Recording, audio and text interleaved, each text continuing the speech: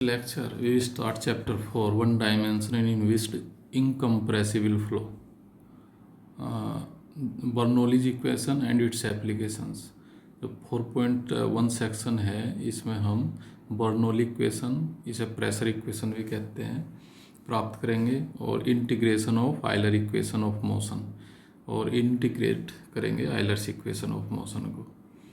सबसे पहले इसमें हम क्या कंसीडर करेंगे, ये सब हम पहले लेक्चर में हम डिस्कस कर चुके हैं। जो हम कंसीडर करेंगे तो सबसे पहले है वेहन वेलोसिटी पोटेंशियल एग्जिस्ट। अब ये चैप्टर सेकंड में जब वेलोसिटी पोटेंशियल एग्जिस्ट करेगा तो मोशन कैसी होगी, रोटेशनल। ठीक है। दूसरा, the external forces are derivable from a potential function. Conservative के बारे में आप लोग पढ़ चुके हैं पहले। The external forces are derivable from a potential function, यानी कि एक्सटर्नल फोर्स क्या होगा, minus del we upon del x, इस तरह से होगा। इसके बाद क्या दिया गया है, from a potential function the equations of motion can always be integrated. ठीक है। लेट, अब यहाँ से स्टार्ट कर, let phi and we be the velocity potential and force potential, then by definitions we get u equal to minus del phi upon del x, v equal to minus del phi upon del y, w equal to minus del phi upon del z। ये कहाँ से मिला है, कहाँ से, ये velocity potential exist करता है, वहाँ से लिया है, जो चैप्टर सेकंड में भी हम डिस्कस कर चुके हैं। इसके बाद जो है external force component x equal to minus del we upon del x. Force कैसा है इसमें, derivable from the potential function, conservative. x equal to minus del we upon del x, y equal to minus del we upon del y, z equal to minus del we upon del z। इसे हमने equation 2 नाम दिया। और इसी तरह से हम, चूँकि रोटेशनल है तो इसमें जो कंपोनेंट होंगे कहेंगे कि वोर्टेक्स वेलोसिटी 0 होगी। It means del u upon del y equal to del we upon del x, del we upon del z equal to del W upon del y, del W upon del x equal to del u upon del Z. इसे हमने 3 कहा। अब हम जानते हैं, we know Euler's dynamical equations क्या हैं, we del u upon del t plus u del we you upon del x plus v del u upon del y plus डब्ल्यू del u upon del z equal to capital x minus 1 upon rho del p upon del x. इसी तरह से del we upon del t plus u del we upon del x plus v del we upon del y plus डब्ल्यू del we upon del z equal to y minus 1 upon rho del p upon del y. इसी तरह से del W, W के उसमें velocity में del W upon del t plus u del W upon del x plus v del W upon del y plus डब्ल्यू del W upon del z equal to capital Z minus 1 upon rho del p upon del Z. तो ये जो है, these are the Euler dynamical equations. अब ये जो dynamical equations हैं, Euler's equation, इसमें हम जो 1 और 2 और 3 की वैल्यू रख देते हैं। यूजिंग 1 2 3 वी गेट, तो यहाँ पर पहले वाली इक्वेशन जो आयलर्स इक्वेशन है, u के स्थान पर हम क्या रखा, minus del phi upon del x, v के स्थान minus del phi upon del y, w के स्थान del phi upon del z. इसी तरह से x y z और del u upon del y के स्थान पर del v upon del x, del v upon del z के स्थान पर del w upon del y, del w upon del x के स्थान पर del u upon del z replace कर देते हैं आयलर डायनामिकल इक्वेशन में। रिप्लेसिंग करने पर आपको जो मिलती है वे हैं minus del square phi upon del t del x plus d u del u upon del x plus v del we upon del x plus डब्ल्यू upon del x minus x को रिप्लेस करते minus del we upon del x minus 1 upon rho del p upon del x. इसी तरह से second equation minus del square phi upon del t upon del y plus u del u upon del y plus v del we upon del y plus डब्ल्यू upon del y equal to minus del we upon del y minus 1 upon rho del p upon del y. और इसी तरह से third equation minus del square phi upon del t del z plus u del u upon del z plus v del we upon del z plus डब्ल्यू upon del z equal to minus del we upon del z minus 1 upon rho del p upon del z. इस तरह से हमने इसे हम equation 4 कहेंगे। अब जो है इसे रीराइटिंग कर लेते हैं। फॉर इक्वेशन को रीराइटिंग करने पर इस तरह से करते हैं, क्योंकि ये इसे हम और शॉर्ट कर सकते हैं। तो पहले वाली इक्वेशन को हम इस तरह से minus del upon del x del phi upon del t. अब ये आप पढ़ चुके रियल एनालिसिस में कि कब ये सिमेट्रिक होगा। Del square phi upon del t del y equal to del square phi upon del y del t. ठीक है, इस तरह से हमने इसे रिप्लेस कर लिया। और यू डेल इस तरह से लिख सकते हैं 1/2 डेल अपॉन डेल एक्स। ठीक है, इस तरह से लिख सकते हैं डेल 1/2 4 को के जो फर्स्ट पार्ट है फोर्थ का 1/2 del upon del x u square v square plus डब्ल्यू स्क्वायर। इसी तरह से इसे 5 और जो 4 का सेकंड पार्ट है 6 के रूप में लिख लिया। और जो फोर्थ का थर्ड पार्ट है उसे 7th इक्वेशन नाम दिया। इस तरह से अब हम क्या करेंगे कि जो इक्वेशन 5, 6, 7 है इन्हें मल्टीप्लाई कर दो क्रम से d x d y d z. ये पूर्ण डेरिवेटिव बन जाते हैं अगर हम मल्टीप्लाई करेंगे और ऐड कर देंगे इन्हें, adding to them then adding and using. ये जो हम पूर्ण डेरिवेटिव में t v equal to del we upon del x d x plus del we upon del y d v plus del capital v del z d z है। इसी तरह से D P है ना। और इसी तरह से d u square plus v square plus डब्ल्यू स्क्वायर को, ये पूर्ण डेरिवेटिव है। और हम इन्हें इस तरह से शॉर्ट हो जाएगा ये। Then we have minus d del phi upon del t plus 1/2 d u square plus v square plus डब्ल्यू स्क्वायर और equal to minus d V. इन्हें जोड़ेंगे ना डी एक्स से मल्टीप्लाई तो माइनस डी वी में कन्वर्ट हो गया और माइनस 1/रो डी पी कन्वर्ट हो गया। इन्हें डी एक्स डी वाई से मल्टीप्लाई करके जो डेल्टा डी ये है 5 और 6 में टर्म है और d x d y d z से रेस्पेक्टिवली हमने इन्हें मल्टीप्लाई किया और ऐड कर दिया और इन्हें पूर्ण डेरिवेटिव के रूप में हमने लिख लिया। और इस तरह से minus d del phi upon del t 1 upon, अब यू स्क्वायर वी स्क्वायर डब्ल्यू स्क्वायर किसके बराबर है, क्यू स्क्वायर के, तो 1/2 d q square plus d V 1 plus 1/रो डी पी एक तरफ ले equal to 0 using q square equal to u square plus v square plus डब्ल्यू square. Now go to next page. If rho is a function of P integrating, जब आपकी equation आई 8 आई थी ये पहले वाली, इसे 8 नाम दिया, इसे इंटीग्रेट कर देते हैं। If rho is a function of p, rho क्या है, density depends on pressure, pressure पे डिपेंड करती है। आप जानते हैं कि अगर प्रेशर बढ़ाएंगे घटाने पर डेंसिटी पर प्रभाव पड़ता है। इंटीग्रेटिंग 8 तो we get minus del phi upon del t, जो डी है उसमें से हट जाएगा और जो रो प्रेशर वाला टर्म्स है वो डी पी अपॉन रो बन जाएगा integration equal to f t minus del phi upon del t plus 1/2 q square plus we plus integration of d P upon rho equal to f t. F t क्या है, integration constant है, arbitrary function of t है, इसे हमने 9 नाम दिया। और यही equation known as the Bernoulli's equation in most general form, Bernoulli's equation in most general form, और इसको हम प्रेशर इक्वेशन भी कहते हैं। This is also known as the pressure equation. अब इसके स्पेशल केस है, पहले वाला केस यदि फ्लो अनस्टेडी हो, इरोटेशनल हो, तब क्या होगा, और साथ में फ्लूइड इज होमोजीनियस और इनइलास्टिक हो, लोच रहित हो, इस fluid is compressible incompressible, rho constant, in case में रो क्या होगा, कांस्टेंट होगा।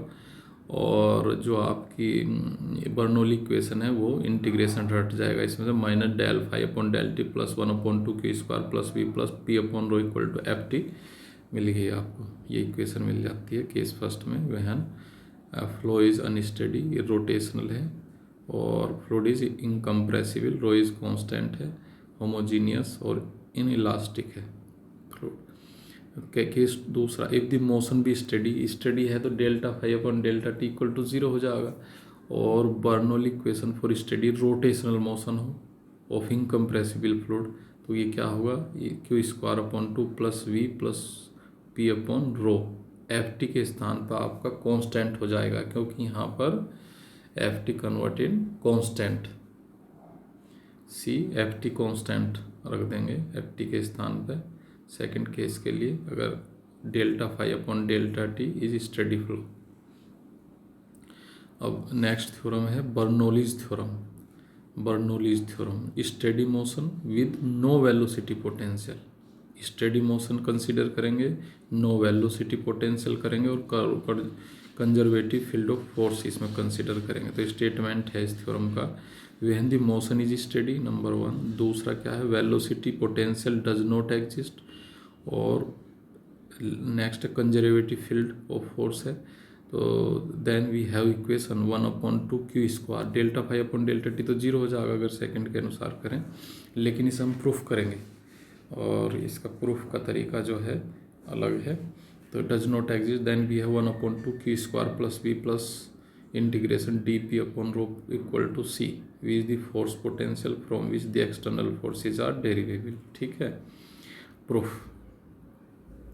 अब इसमें हम क्या करते हैं, let A B be the stream line, हम फिगर नेक्स्ट पेज में बनाया हुआ, let A B be the stream line in the fluid, let CD be a small cylinder of cross sectional area alpha and delta S be the axis of CD, let Q be the velocity and next page and S be the component of external force per unit mass in the direction of streamline।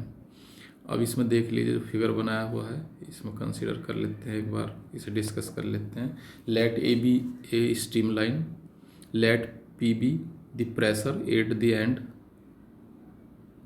The entering end C of C D and delta S be the axis of the steam line, let C D be a cylinder and pressure at the point C is P and pressure at the point D is P plus delta P upon delta S। आप जानते हैं, इसे expand कर लेंगे। अगर यहाँ पर C पर प्रेशर P है तो यहाँ पे क्या होगा, S प्लस डेल्टा S का फंक्शन हो जाएगा। ये एक्सपेंड कर देते हैं by Taylor's theorem to the first order of approximation. ठीक है, अब हम यूज़ करते हैं इस पर Newton second law of motion. अब हम जानते हैं total force along delta s axis equal to mass into acceleration along delta S axis, और एक्सटर्नल फोर्स, इसमें फोर्स टोटल फोर्स में क्या क्या काम कर रहे हैं, total external force due to pressure at C S काम कर रहा है, minus force due to pressure at D, pressure C पे एक फोर्स काम कर रहा है, प्रेशर डी पे एक फोर्स काम कर रहा है, डी पे काम कर रहा है, सी पे भी एक फोर्स काम कर रहा है, डी पे एक फोर्स काम कर रहा है। ठीक है, तो एक्सटर्नल फोर्स जो अप्लाई हो रहा है plus force due to pressure at C minus force due to pressure at D equal to mass into acceleration along delta S axis. अब यहाँ पर देखिए जो हमारा एक्सेलरेशन क्या होगा, मास सबसे पहले rho density into alpha into s, ये मास हो गया, into d q upon d t acceleration हो गया, और external force rho alpha delta s capital S external force हो गया, प्लस जो सी पर आपका फोर्स काम कर रहा है pressure into cross sectional area alpha, minus जो डी पर काम करेगा minus p plus delta p upon delta s into alpha cross sectional area. और इसे सिंप्लीफाई कर देते हैं अब, तो क्या t q upon d t equal to s minus 1/रो del p upon del s बचा। अब आप जानते हैं कि d q upon d t कैसे लिखते हैं, ये convective material derivative local derivative की रिलेशन है, तो इसे क्या लिखेंगे, del Q upon del t plus q del Q upon del s equal to s minus 1/रो del p upon del s. इसे रिप्रेजेंट किया वन इक्वेशन से। अब चूंकि अभी अप्लाई करते हैं, डेल स्टेडी मोशन है तो del Q upon del T zero हो गया, और एस कंजर्वेटिव है, S equal to minus del we upon del S रख दो इसमें। जब रख देते हैं तो वन रेड्यूसेस दिस, इक्वेशन 2 में प्राप्त हो जाती है। अब if rho is a function of P, pressure है तो इंटीग्रेट कर दो इसे, तो we get 1/2 Q² plus we plus integration del D P upon rho equal to C F T आता है यहाँ, क्योंकि स्टेडी मोशन है इसीलिए हमने एफ टी के स्थान पे से सी रख दिया। तो इक्वेशन थी 3। तो this is the result of this theorem. अब इसके स्पेशल केस हैं। नंबर 1 केस, अगर फ्लूइड इज होमोजीनियस और इनकम्प्रेसिबल है। आप जानते हैं इनविस्ड फ्लूइड क्या होता है, इनकम्प्रेसिबल क्या होता है। इनकम्प्रेसिबल वे फ्लूइड है जो समय के साथ चेंज ना हो और जिस प्रेशर अगर अप्लाई किया जाए तो टाइम के अनुसार चेंज ना हो, और दूसरा जो है रो कांस्टेंट हो। अगर ऐसा है तो आपकी इक्वेशन बनेगी Q² / 2 + V + P/ρ = C। Now next case, अगर जो एक्सटर्नल फोर्स है वो ग्रेविटेशनल फोर्स हो पर यूनिट मास, देन तो let delta H be the vertical distance between C and D। Vertical distance निकाल लेंगे C और D के बीच में। पहले आप इसमें जो है C और D मिलाओ और फिर जो है वर्टिकल C से एक पॉइंट और ले लो डेल्टा S की तरफ, और फिर D और S, D और डेल्टा S को मिलाओ तो ये वर्टिकल D और डेल्टा S जहाँ है इस तरह से वर्टिकल डिस्टेंस डेल्टा H निकल आएगी। तो delta H with the vertical distance between C and D, then we have S force किसके बराबर होगा, -G gravitational force, gravity delta H upon delta S के बराबर होगा, और इसे ऐसे लिख सकते हैं। और GH किसके बराबर है, V के बराबर है। तो और साथ में फ्लूइड आर इनकम्प्रेसिबल है। इस प्रकार जो इक्वेशन हमारी 3 है बर्नौली इक्वेशन है, ये किस में कन्वर्ट हो जाएगी आपने कि Q² / 2 + GH + P/ρ = C। ये नेक्स्ट जो एप्लीकेशन होंगे बर्नौली इक्वेशन उसमें काम आएगी। इसी नेक्स्ट थ्योरम में जो अब हम डिस्कस करने जा रहे हैं, एग्जाम्पल आपको करना है पहले वाला जो मोस्ट इम्पोर्टेंट एग्जाम्पल है, और उसके बाद 12 भी देख सकते हैं आप। मोस्ट इम्पोर्टेंट एग्जाम्पल है जो हर 2 साल में आ जाता है मेरठ यूनिवर्सिटी में। तो 4.4 सेक्शन है application of Bernoulli's equation and theorem. सबसे पहले 4.4a है flow from A tank through a small orifice pipe, है ना। Flow from A tank, flow एक टैंक है और एक उसमें टोटी है, उससे पानी निकल रहा है, स्मॉल ओरिफिस, और इसी से ही हम टॉर्सिले थ्योरम मिल जाती है। तो हम इसे let S1 S2 be the, next page पर, be the area of cross section of the tank and orifice. ये आप फिगर देख सकते हैं, इसमें ये फिगर है। हम S1 be the cross section of the tank, एक टैंक लिया हुआ है इसमें, और S2 be the cross section of जो आपके टॉर्सिले है, सॉरी ओरिफिस है, और यहाँ पर वेलोसिटी S2 पे Q2 है, प्रेशर P2 है। इसी तरह से 1.1 और 2 लिखा हुआ, 1 पॉइंट पर जो एक स्ट्रीम लाइन बन रही है, 1 पर प्रेशर P1 है, Q1 वेलोसिटी है, और 1 और 2 को मिलाने वाली से स्ट्रीम लाइन ऑफ फ्लो कहते हैं, ठीक है। और इसी तरह से S1 S2 इसमें क्रॉस सेक्शनल एरिया हो गया of the tank and the orifice, और यहाँ पर H1 distance of the water level कितनी, रेफरेंस लाइन होगी से H1 डिस्टेंस होगी, और जहाँ से पानी जा रहा है उस रेफरेंस लाइन से ये H2 हो गया, और H डिफरेंस जो वाटर जहाँ तक भरा हुआ है और जो जहाँ से ये स्ट्रीम लाइन जो है ओरिफिस में एंटर कर रही है जो स्ट्रीम लाइन है, तो H = H1 H2, ठीक है। तो इस प्रकार से हमने let S1 S2 be the area जो cross section of the tank and orifice respectively, then by Bernoulli's equation we get, Bernoulli equation जो भी हमने प्राप्त की थ्योरम, तो 1/2 Q1² + GH1 + P1/ρ = 1/2 Q2² + GH2 + P2/ρ। इस तरह से हमने से 1 नाम दिया।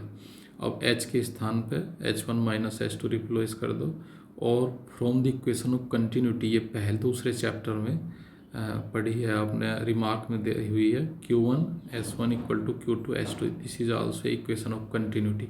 तो Q1 = S2/S1 × Q2, तो रिप्लेस कर सकते हैं 1 में, reduces to 1/2 Q2² - 1/2 S2² Q2² = G in bracket H1 - H2 + 1/ρ P1 - P2, और इसे इस तरह से लिख सकते हैं नेक्स्ट उसमें, और finally we get Q2 √2/1 - S2² और इन bracket P1 - P2/ρ + GH, equation 2। which gives the desired velocity of the efflux from the tank through the orifice। जो efflux मतलब जो बाहर पानी निकल रहा है orifice के द्वारा, है ना, efflux कह दो, जो टैंक से जा रहा है।